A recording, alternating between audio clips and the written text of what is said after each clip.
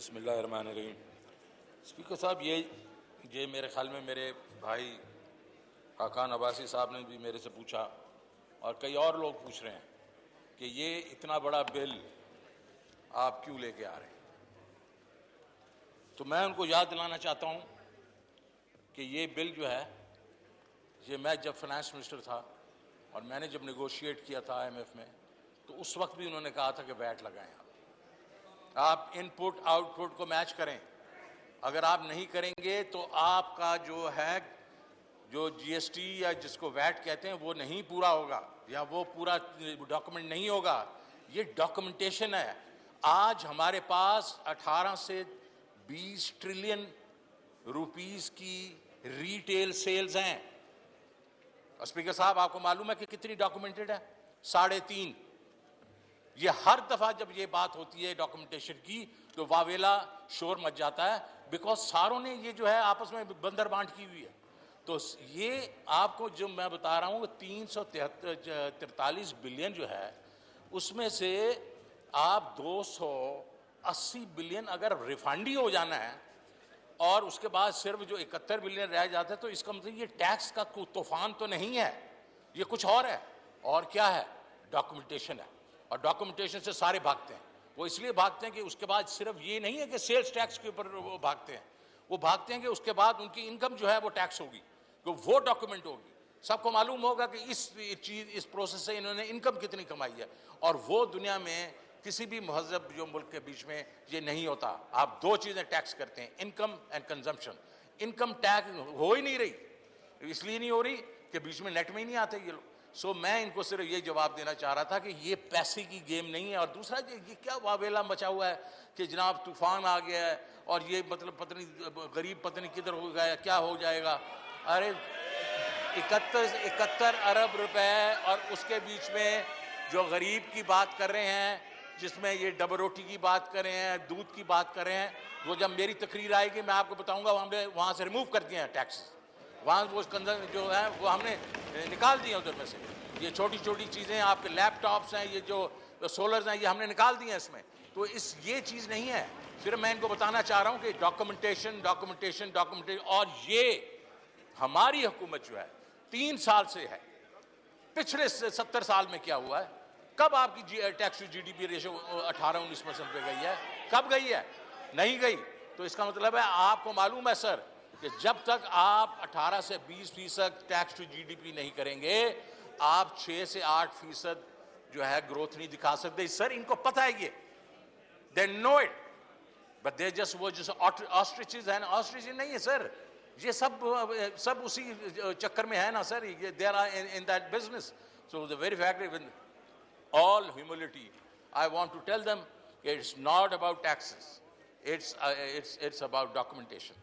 पहली बात तो मैं IMF से शुरू करूंगा। आज IMF ने इस प्रोग्राम, ये तो मैं बताऊंगा कि IMF में हम गए क्यों, लेकिन मेरे ख्याल में तो इस वक्त जितना शोर मच रहा है मेरे दोस्तों का कि IMF ने तो बर्बाद कर दिया, हमने अपनी सॉवरेनिटी गिरवी रख दी IMF के सामने, और हम पता नहीं हमारी डिफेंस भी वो रहेगी कि नहीं रहेगी। तो इस किस्म की जो बातें हो रही हैं, तो मैं इनसे पूछना चाहता हूं, 13 दफा ये दो हुकूमतें इधर बैठी हैं, उन्होंने IMF में गया, 13 दफा उन्होंने सॉवरेनिटी अपनी फॉरफिट की, 13 दफा उन्होंने की। तो क्या मतलब यह है कि एक दफा हम लोग ने कर दी तो 13 दफा उन्होंने फॉरफिट की। तो मेरा मतलब है कि इस वक्त जो है सब्सटेंटिव डिबेट का वक्त है। मुल्क जो है, और उधर एहसन इकबाल साहब ने कहा कि बजट में कहा, बिल्कुल मैंने कहा, आपकी इस वक्त जो GDP है वो 4% ग्रो की है, और उसके बीच में आप कह रहे हैं 4 जो आपकी बड़ी क्रॉप्स हैं, बम्पर क्रॉप्स, आपकी जनाब जो रेमिटेंसेस, बम्पर रेमिटेंसेस, आपकी एक्सपोर्ट्स 50% मोर देन दी लास्ट गवर्नमेंट। 2 बिलियन होती थी, अभी इस वक्त 3 बिलियन हो रही है। आप लार्ज स्केल मैन्युफैक्चरिंग देखें, आप गाड़ियों की बात करें हैं, मेरे भाई ने कहा लोग गाड़ियों से नीचे आ गए हैं, किस पे? मोटरसाइकिलों पे। बम्पर सेल्स मोटर गाड़ियों की, 60% growth in the sale of cars. ये तो उल्टी साइड गंगा बह गई है। क्या हुआ मेरे भाई, जरा नंबर तो देख लिया करो यार, अखबार में आ जाते हैं ये नंबर।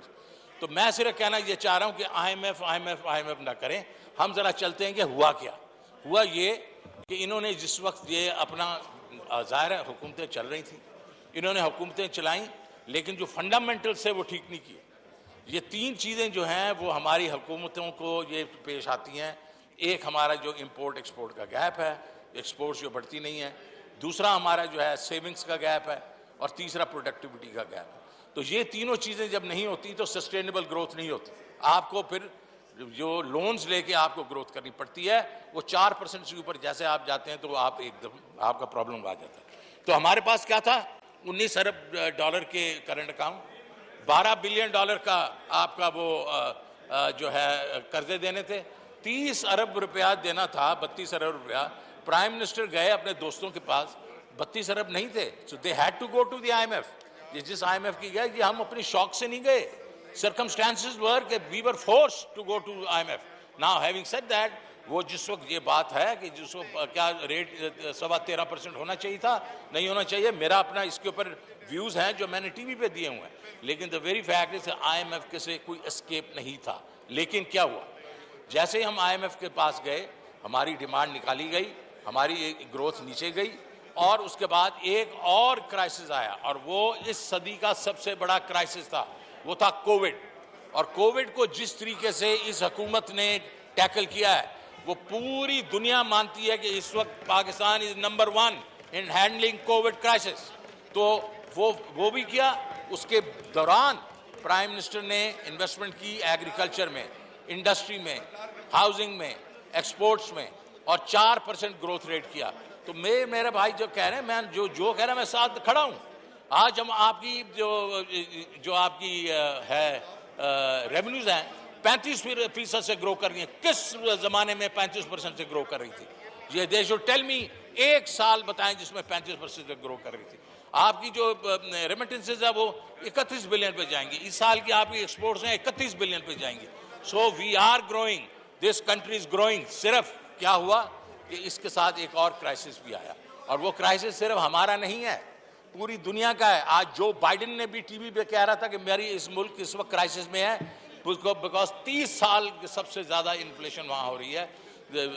यूके, जर्मनी, ईरान, बाकी तुर्की में 20% इन्फ्लेशन चल रही है। ये क्योंकि कमोडिटी प्राइसेस ऊपर गई हैं, और वो जो है हम इंपोर्ट करते हैं। फिर एक कल मेरे बुजुर्ग ने कहा यहाँ से कि ये तो यार नेट इंपोर्टर बन गए हम फूड के, हम तो एक्सपोर्टर हुआ करते थे। तो जरा देखे ना पिछले 5-7 साल क्या हुआ। 7 साल में आपकी मेजर क्रॉप्स 0 इंक्रीज हुई है net. You just take those 7 years and your crops have not grown. So the very fact is कि ये इस हुकूमत का गलती है। इस हुकूमत ने क्या 5 क्रॉप्स देखें आप, इस साल में बम्पर क्रॉप्स हैं, the highest production in all those 5 crops. So that is what this government is doing. So the very fact is sir कि हम क्या कर रहे हैं, हम कोशिश कर रहे हैं कि ये एक दफ़ा हम लोग अपना जो टैक्स सिस्टम है उसको ठीक करें। और ये जो इसके ग्रोथ और टैक्स के साथ कोई ताल्लुक ये नहीं है, क्योंकि टैक्स के जो स्ट्रक्चरल आपकी प्रॉब्लम्स हैं वो आपको ठीक करने ही होंगे। मैंने आपको पहले कहा कि 3.5 बिलियन का रिटेल हम कैप्चर करते हैं, 18 से 20 ट्रिलियन हमारे पास है, इसका गैप हमें करना पड़ेगा, अदरवाइज हम टैक्स टू GDP आगे नहीं जा सकेंगे। तो हमने क्या किया, हमने स्टेबलाइजेशन की, और उसके बाद ये कोविड को हमने हैंडल किया। उसके बाद मैं आपको ये बताना चाहता हूँ कि फिर हमने बजट के वक्त कहा, और मैं I will always own my own words, और मैंने कहा inclusive sustainable growth. Inclusive means कि हम गरीब लोगों का भी ख्याल रखेंगे। तो मिस्टर स्पीकर, हमारा जो सेहत कार्ड 10 लाख रुपए हर जो है खानदान को मिल रहा है, वो KP के मिल गया है, इस पंजाब में जा रहा है और बाकी सूबों में भी जाएगा। कामयाब पाकिस्तान प्रोग्राम अगले 3-4 साल में 1.4 ट्रिलियन रुपया लोगों को मिलेगा इंटरेस्ट फ्री, और वो किसके लिए? एग्रीकल्चर के भी मिलेगा, बिजनेस के लिए भी मिलेगा, घरों के लिए भी मिलेगा। ये सारा कुछ जो मिल रहा है, तो ये इंक्लूसिव ग्रोथ है सर। तो मैं इसे कहने की ये कोशिश कर रहा हूँ कि हम जो कह रहे हैं वो हम उस पर खड़े हैं, और ये नहीं है कि हम ये इकॉनमी को इस तरह बिल्कुल इकॉनमी ग्रो कर रही है, पिछली दफा जो है 4% है, इस दफा हमारे ख्याल में 5% से ज्यादा करेगी, लेकिन इट इज ग्रोइंग।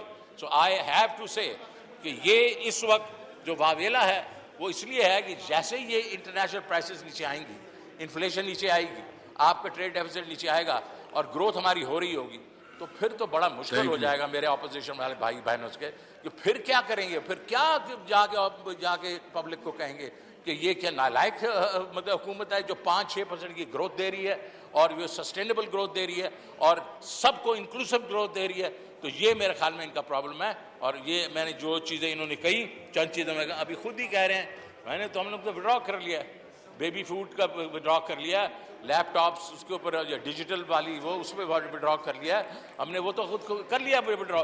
वो इसलिए किया कि इनकी वजह से नहीं किया, इसलिए हमने किया कि हमारी जो अपनी हम लोगों ने लोगों से बात की, उन्होंने कहा ये चीज़ें ये जाती है, तो हमने उसके ऊपर विड्रॉ किया सर। सो मैं सिर्फ ये कहना चाह रहा हूँ कि इस वक्त अगर यहाँ मैं तो कम से कम वन ऑफ दोज कि मैं criticism for the sake of criticism कभी नहीं करूँगा, इनका भी नहीं करूँगा। सिर्फ सब्सटैंटिव अगर मुझे मिले recommendation, will definitely look at that.